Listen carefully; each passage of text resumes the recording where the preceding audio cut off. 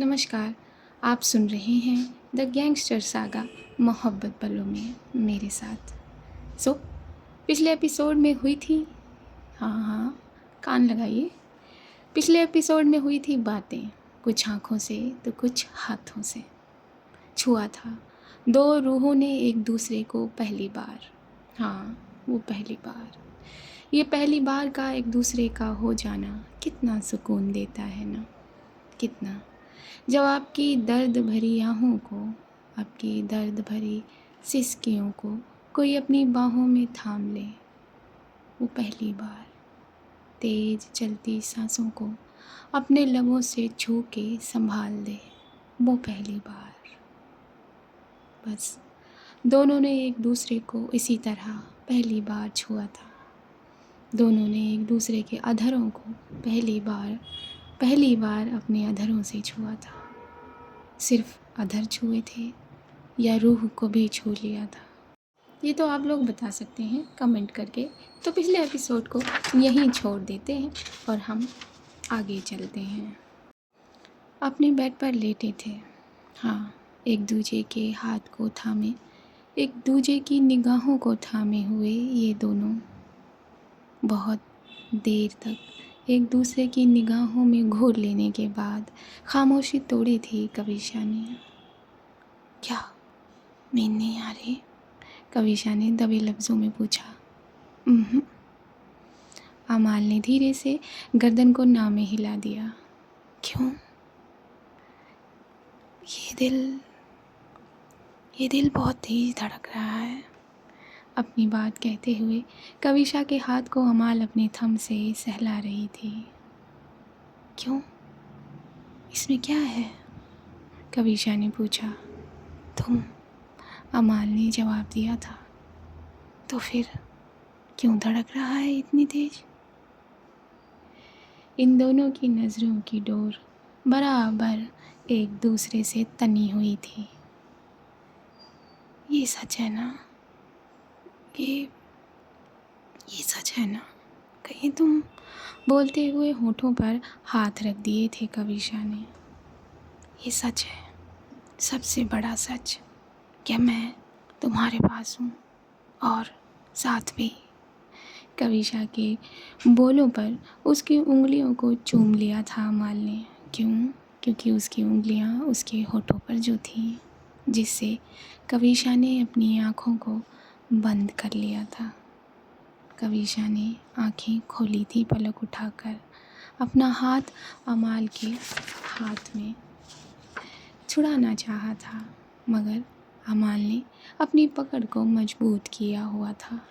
1 minute, Kavisha ने हाथ छुड़ाया था ये कहकर और अपने आप को बेड से उतार लिया था।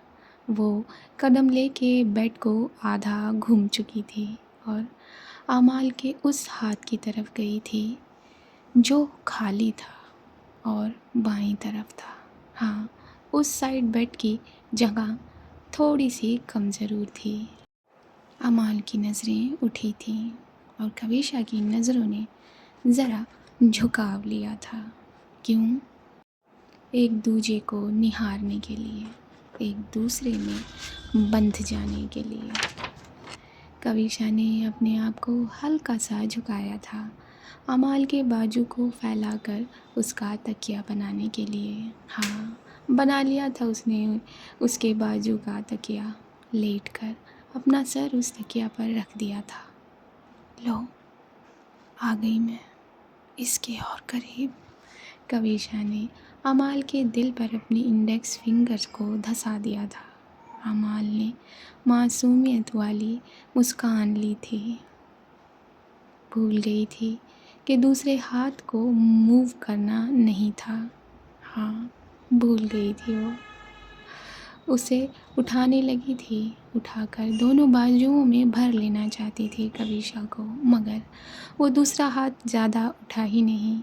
उसे दर्द हुआ, दर्द का एहसास हुआ और वो हाथ वहीं रुक गया और उसके लबों से एक दर्द वाली आह निकली थी। क्या कर रही हो? हाँ, उसकी आह निकलते ही भवें सिकोड़ ली थी कविशा ने, गुस्से में, फिक्र में, अपनी अपनी बाहों में भरने की कोशिश। कविशा ने ये सुनते ही चुपचाप अपने आप को पूरा चिपका दिया था आमाल से। धीरे से अपनी नोज से अमाल के दिल के ऊपर से उसका कुर्ता सरकाया था और अपने लबों को वहाँ रख कर दबा दिया था, जिससे आमाल ने अपनी गर्दन को पीछे झुका लिया था। हाँ, तकिया में दबा दिया था ताकि और ज़्यादा जगह मिल सके कविशा को अपना चेहरा वहाँ छुपाने की, अपने लबों को धंसाने की। अब ठीक है, होठों की जगह पर चिन दबाए पूछा था कविशा ने। मुस्काई थी कविशा की बात पर, उसके एक्शन पर, अपनी ओझल आँखों से देखते हुए आमाल का वो हाथ कविशा के ब्लाउज़ पर धीरे धीरे चलने लगा था, जो कविशा के रोओं को सिहरा रहा था। तुम्हें नींद आ रही है ना? तो फिर इन पलकों को ज़बरदस्ती क्यों खोला हुआ है? हाँ, अमाल की पलकों की चाल भांप गई थी कविशा। क्योंकि मैं सोना नहीं चाहती। क्यों? कविशा ने पूछा। ये पल बेहद बेहद अहम है, कीमती है। मैं इन पलों को जीना चाहती हूँ, महसूस करना चाहती हूँ, फील करना चाहती हूँ, अपने दिल की हर गहराई तक समा लेना चाहती हूँ। अमाल ने बैग पे से हाथ ज़रा ऊपर सरकाया था और कविशा के कान के पीछे अपनी उंगलियां चलाने लगी थी वो, जिससे कविशा का दिल गुदगुदा सा गया था। हाँ, सिहर गई थी उसके दिल की धड़कनें। उसने एक भारी घूंट कटका था। पलकों को गिराकर फिर वापस उसने अमाल के चेहरे पर किया था। कविशा के दोनों हाथ अमाल के शोल्डर पर थे, सामने की तरफ से। मैं यूं ही तुम्हें जानलेवा नहीं कहती। क्या खूब वक्त चुना है तुमने मेरी बाहों में आने का, मुझे तड़पाने का। हाँ, तो हक है, मुझे हक है तुम्हें तड़पाने का। अमाल की बात पर कविशा ने अपनी बात रखकर आगे की थी। और मैं बहुत तड़पाऊंगी तुम्हें, बहुत बेइंतहा, जैसे तुमने मुझे तड़पाया इन बीते दिनों में। कविशा ने अपनी गर्दन में ज़रा तनाव लेकर आँखों में जंग शुरू कर देने वाला भाव पकड़ा था और अपनी बात को फिर से आगे किया था। तड़पाऊंगी, हर एक सांस के साथ तड़पाऊंगी। तुम्हें तड़पना होगा मेरे लिए। हाँ, बिल्कुल। अमाल ने कितने प्यार से अग्री किया था ये और अपनी बात को आगे किया था। हाँ, तब तक जब तक ये हाथ उठा न सकूं। ये कह के अमाल ने अपने हाथ को उसकी बेपर्दा कमर पर रख लिया था और रख कर पुश किया था अपने करीब करने के लिए कविशा को। अगर ये गोलियां ना लगी होती तो अब तक तुम्हें बेचैनी के दलदल में मैं डुबा चुकी होती। अमाल ने ये कह के अपने चेहरे पर तीखी कविशा को अपनी ओर खींचा था और ज़्यादा नहीं, खिंचाव नहीं आना चाहिए उस हाथ में। कविशा ने ज़रा चिताया था अमाल को कितना अच्छा लग रहा था कविशा का यूँ उसे चिताना। हाँ, और अगर तुम्हें गोलियां ना लगी होती तो मैं तुम्हें बताती कि तड़पना किसे कहते हैं। ये तो कुछ भी नहीं। कविशा ने भी अपनी बात कही। तभी आमाल के होंठ ज़रा खिंचने लगे थे कविशा के होंठों पर, बहुत प्यारा कनेक्शन लिए। बढ़ ही गए थे, छूने ही वाले थे कि कविशा ने अपने चेहरे को तिरछा घुमा दिया और अमाल के लब कविशा के गाल पर लगे। अमाल ने उसके गालों को चूम लिया। बस, इससे ज़्यादा नहीं, कविशा ने कहा। क्यों? अमाल ने पूछा। क्योंकि मैं नहीं चाहती कि तुम्हें ज़रा बेदर्द हो। और इतनी हिम्मत किसकी हो गई कि तुम्हें घायल कर सके? अच्छा, हाँ, किसकी? कविशा के चेहरे पर अब जरा आक्रोश आ गया था। रिलैक्स,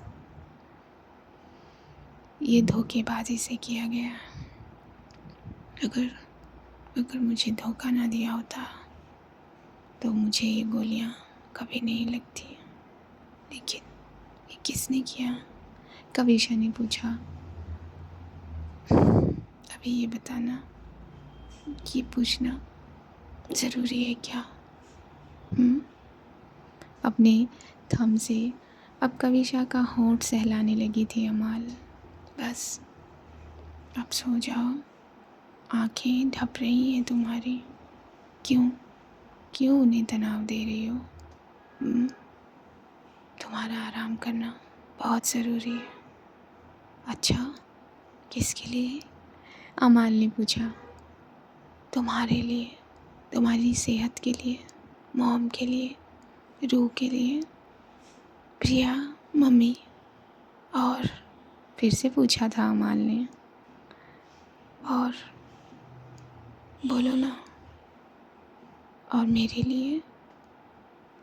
सच? हाँ, अभी भी सच पूछ रही हो? हाँ, यकीन से थोड़ा बाहर है ना ये मसला, इसलिए। क्यों? तुम्हें तो अपनी मोहब्बत पर बहुत यकीन था ना? कविशा ने कहा था ज़रा तंज लेते हुए। हाँ, यकीन है और हमेशा रहेगा कि मेरी कवि सिर्फ मेरी है। फिर से अमाल के लब खिंचने लगे थे कविशा की तरफ।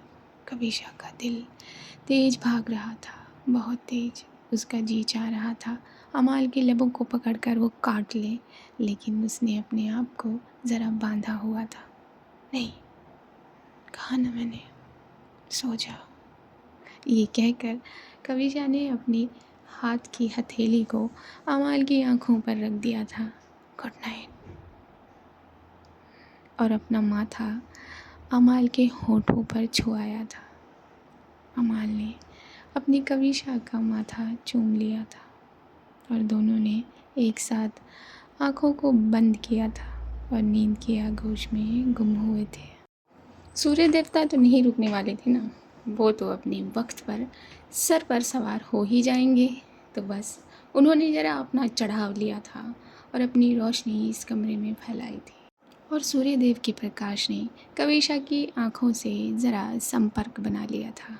उसकी पलकें ज़रा हिलकर खुली थी तो सामने उसने अमाल की वो गर्दन पाई थी जहाँ उसके होंठ अपनी छाप छोड़ चुके थे।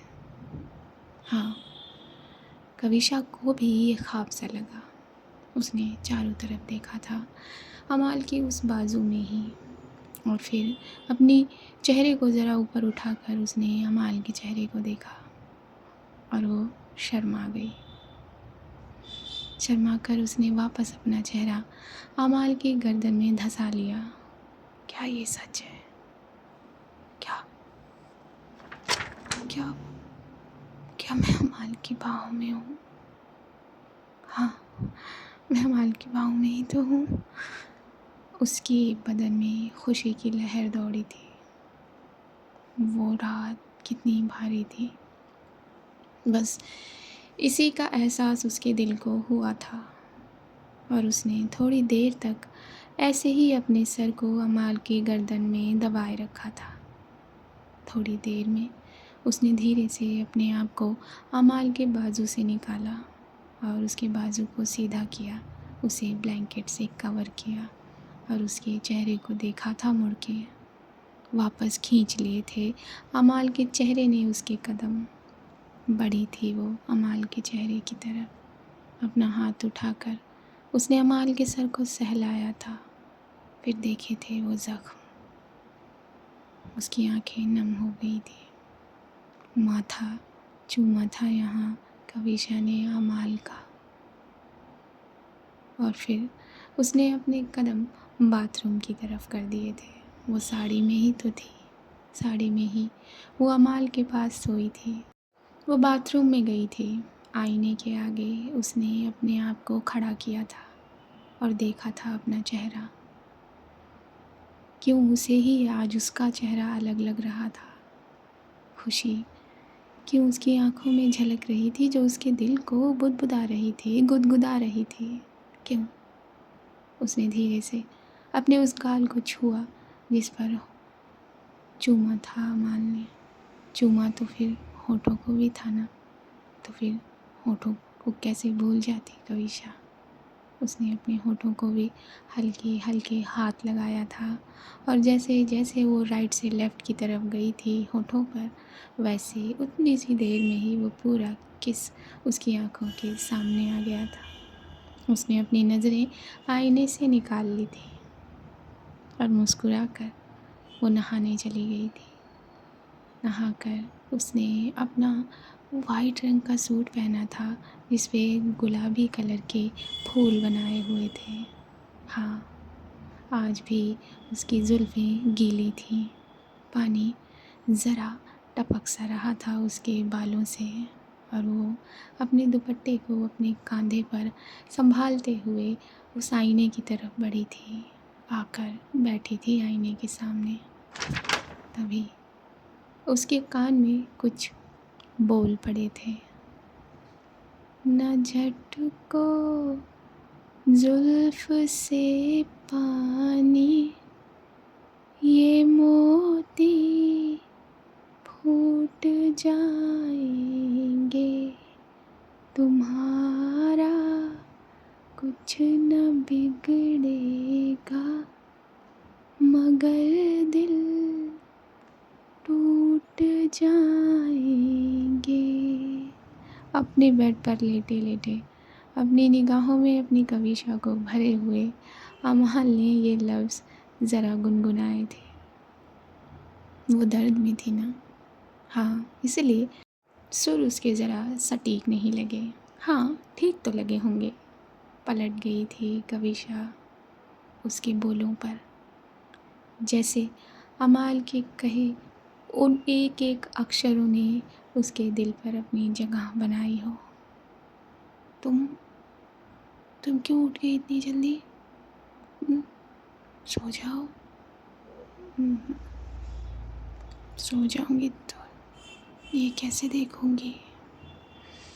कविशा ने अपने कदम अमाल की तरफ किए थे और बैठ गई थी वो उसके हाथ के पास जाकर। उसके हाथ को अपने हाथ में धीरे से पकड़ा था और उसके बालों से गिरी पानी की बूंदें अमाल के हाथ पर गिरी थी। अमाल ने पहले बूंद को फिर कविशा के बालों को देखा था और अपना हाथ कविशा के हाथ से निकालकर उसकी जुल्फ़ों को छूना चाहा था जो ज़रा दूर थे। तभी कविशा ने अपने आप को आगे की तरफ सरका दिया था और उसकी जुल्फ़ों और अमाल के हाथ के बीच की दूरी ख़त्म हुई थी। अमाल के हाथ में कविशा की वो जुल्फ़ें आ गई थी। उसने उसकी जुल्फ़ों को कानों से लेकर ख़त्म होते सिरे तक सहलाया था। इसी से उसके हाथ में वो पानी की बूंदें आ गई थी। अमाल ने उन बूंदों को कविशा की नज़रों के सामने किया था और देखकर ये दोनों मुस्कुराए थे। गुड मॉर्निंग मेरी बीवी। सर झुका लिया था कविशा ने। Good morning. दूसरे ही पल अपनी गर्दन खींचकर गुड मॉर्निंग का जवाब दिया था। भवें जरा चढ़ाई थी। मैं पूजा करने जा रही हूँ और ख़बरदार जो तुम यहाँ से हिली। फिर पूजा? वो वो मैं तुम्हारे पास ले आऊँगी। ये कहकर कविशा अपनी सीट से उठी थी और जो मना किया था मालनी करने के लिए उसने वही किया था। झटक दिए थे अपने बाल और वो पानी की बूंदें बालों से निकलकर सीधा अमाल के चेहरे पर पड़ी थी, जो कि कविशा ने तो नहीं देखा था, लेकिन अमाल के दिल पर वार कर गई थी। जानलेवा है, हर एक चीज़ जानलेवा है। और वो कविशा बाहर जाती नज़र आई थी। बाहर गई थी तो हमेशा की तरह हॉल में मॉम को पाया था। मॉम के पैर छुए थे। खुश रह और इसी तरह घर में अपनी खुशबू फैलाती जा। मॉम भी कविशा के चेहरे की चमक को भांप गई थी। खुश हुई थी वो भी। लगता है ये खुशी वाला आशीर्वाद काम कर रहा है। मॉम के ये कहने पर कविशा ज़रा शर्मा गई थी। मैं पूजा कर ये कहकर वो पूजा घर में गई थी और हमेशा की तरह उसने पूजा की थी, आरती गाई थी। पूजा संपन्न कर दी थी अपनी कविशा ने रोज़ की तरह। रूह खुशी खुशी कविशा के पीछे ही उसे मिली थी। मॉम को प्रसाद दे लेने के बाद रूह को भी प्रसाद अपने हाथ से खिलाया था कविशा ने। उदय भी वहाँ पहुँच गया था और डोंट फॉरगेट मम्मी और प्रिया भी तो आज घर पर ही थे। वो भी कविशा की सुरीली आवाज़ के पीछे पीछे पूजा घर में पहुँच गए थे। मॉम को प्रसाद देने के बाद जब कविशा ने प्रिया को प्रसाद देने के लिए हाथ आगे बढ़ाया तो प्रिया ने इशारों इशारों में कविशा को छेड़ दिया और कविशा ने इशारों इशारों में उसे डांट भी दिया। तो मॉम की इजाज़त लेकर कविशा रूम में आई थी। रूम में आकर प्रसाद खिलाया था उसने अमाल को और आरती भी उसके सर तक पहुंचाई थी। फिर से जब पूजा की थाल लिए वापस आने लगी थी कविशा, फिर से उसने उसके दुपट्टे के छोर को पकड़ लिया था। फिर से कविशा मुड़ी थी। अब क्या है, क्यों जाना है? अच्छा, ये अच्छा तरीका है बार बार मेरा दामन पकड़ लेने का। हाँ, तुम्हारे दामन में ही तो रहना है। अच्छा, इतना आसान है मेरे दामन में रहना। हाँ, अब तो मैंने दिल में घर बना लिया है तो दामन में क्या कुछ कहना चाह रही थी अमाल? मुझे क्या कुछ और नहीं मिलेगा? क्या चाहिए तुम्हें? अपनी भवेंसी कोड़कर ज़रा अनजाने अंदाज में पूछा था कविशा ने। गाल ज़रा आगे कर दिया था अमाल ने अपना। अच्छा, ये चाहिए? नहीं मिलेगा। क्यों? मुँह उतार लिया था 1 सेकंड में अमाल ने। क्योंकि तुम नहाई नहीं हो। डोंट फॉरगेट मैडम, मुझे नहलाना भी आपको ही पड़ेगा। हाँ, डॉक्टर ने मना किया तुम्हें नहाने के लिए। कविशा कैसे अपनी बात से पलटी थी। तो फिर दोनों, क्या मुझे प्लीज़ कहना पड़ेगा? हाँ, बिल्कुल कहना पड़ेगा। Please please. एक छोटा सा मुंह बना लिया था अमाल ने, क्यूट बच्चे की तरह। कविशा ने जाकर अपना सर झुकाकर अमाल के उस गाल को चूम लिया था। फिर बढ़ने लगी थी तो फिर दुपट्टा पकड़ लिया था अमाल ने। उसने दूसरा गाल आगे किया था। कविशा ने उस गाल को भी चूम लिया था। सीधा करके अपना चेहरा अपने होंठ ऊपर की तरफ उठाए थे अमाल ने और आँखों को बंद कर लिया था। उसे लगा कविशा उसे चूम लेगी, लेकिन कविशा ने अपना चेहरा आगे तो किया, लेकिन उसके होंठों की तरफ नहीं, उसके कानों की तरफ। ये नहीं मिलेगा। ये कहकर वो तेज़ी से इस कमरे से बाहर आ गई थी हंसते हुए, और इसकी इस हरकत पर दिल ले गई थी वो अमाल का। न जाने कितनी बार ले गई थी, न जाने कितनी बार ले जाने वाली थी, है ना। तो आज का एपिसोड पूरा हुआ। अपनी राय लिखना ना भूलिएगा, अपनी बात लिखना ना भूलिएगा। मेरे चैनल पर नए हैं तो चैनल को सब्सक्राइब कर लीजिए। सब्सक्राइब कर दिया है तो बहुत बहुत शुक्रिया आपका।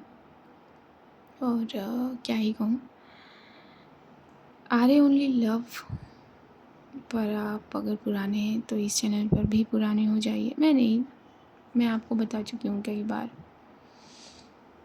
बाकी मैं बाद में बताऊँगी। अभी के लिए see you at the other side. नमस्कार।